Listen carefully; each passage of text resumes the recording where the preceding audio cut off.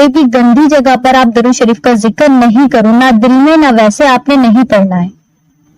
Okay جی، اب میں آپ لوگ کے ساتھ شیئر کرتی ہوں درود شریف کے ہدیہ کرنے کا طریقہ۔ تو آپ لوگ نے اس طریقے کو دھیان سے سمجھنا ہے۔ دیکھیں جی، درود و سلام آپ نہیں بھی بخشیں گے، بھیجیں گے، مطلب تب بھی وہ آپ صلی اللہ تعالیٰ علیہ وآلہ وسلم کی بارگاہ میں ڈائریکٹ جاتا ہے۔ بہت سارے فرشتوں کی جماعت اللہ سبحانہ وتعالیٰ نے مقرر کی ہوئی ہے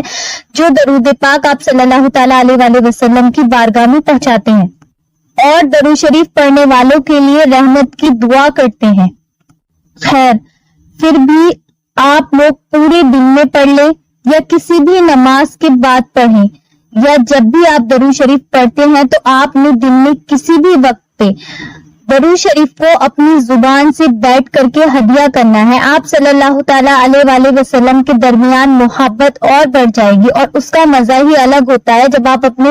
زبان سے ہدیہ کرتے ہیں، درود و سلام کو ادا کرتے ہیں۔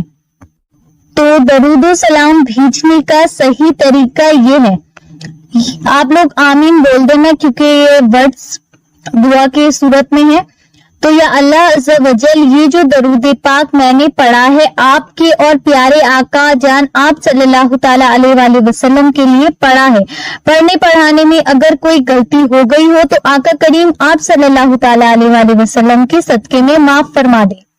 اور جو کچھ میں نے صحیح پڑھا ہے اس کو اپنی بارگاہ میں قبول فرما لیں۔ اس کا نذرانہ عقیدت سب سے پہلے پیارے آقا کریم آپ صلی اللہ تعالیٰ علیہ وآلہ وسلم کی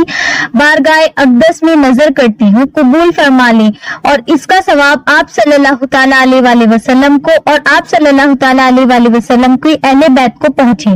تمام خلفائے راشدین کو پہنچے، بزرگان دین کو پہنچے، اولیاء اور اکرام کو پہنچے، تمام امت کو پہنچے، تمام فوج شدگان کو پہنچے۔ فوج شدگان کا مطلب ہوتا ہے مرحومین جو اب اس دنیا میں نہیں ہے، ہمارے اپنے یا اور لوگ جو بھی آپ لوگ کے اب اس دنیا میں نہیں ہے تو آپ ان لوگ کو پہنچائیں گے۔ اور اگر آپ کسی کو یہاں پر ایڈ کرنا چاہتے ہیں تو ان کو بھی ایڈ کر لیں۔ اپنا نام بھی آپ لوگ نے لینا ہے، سب سے پہلے سٹارٹنگ میں آپ صلی اللہ تعالیٰ علیہ وآلہ وسلم کے بعد اہل بیت کے بعد آپ نے اپنا نام بھی لینا ہے، اور اس کے بعد آپ جس کو چاہتے ہیں اس کو ایڈ کر لیں۔ دوسرا طریقہ اب آپ لوگ دیکھ لیں، یا اللہ سبحانہ وتعالیٰ جو درود پاک میں نے پڑھا ہے وہ آپ کی پیارے آقا جان حضرت محمد مصطفیٰ آپ صلی اللہ تعالیٰ علیہ وآلہ وسلم کے لیے پڑھا ہے، آپ کے لیے پڑھا ہے اللہ پاک، کیونکہ آپ کو محبت ہے پیارے آقا جان آپ صلی اللہ تعالیٰ علیہ وآلہ وسلم سے۔ آپ کا وعدہ ہے اللہ سبحانہ وتعالیٰ جو پیارے آقا آپ صلی اللہ تعالیٰ علیہ وآلہ وسلم سے محبت کرے گا آپ بھی اس سے محبت کریں گے۔ یہ جو درود پاک میں نے پڑھا ہے اگر پڑھنے پڑھانے میں کوئی غلطی ہو گئی ہو تو پیارے آقا جان حضرت محمد مصطفیٰ آپ صلی اللہ تعالیٰ علیہ وآلہ وسلم کے صدقے مجھے معاف فرما دیجیے۔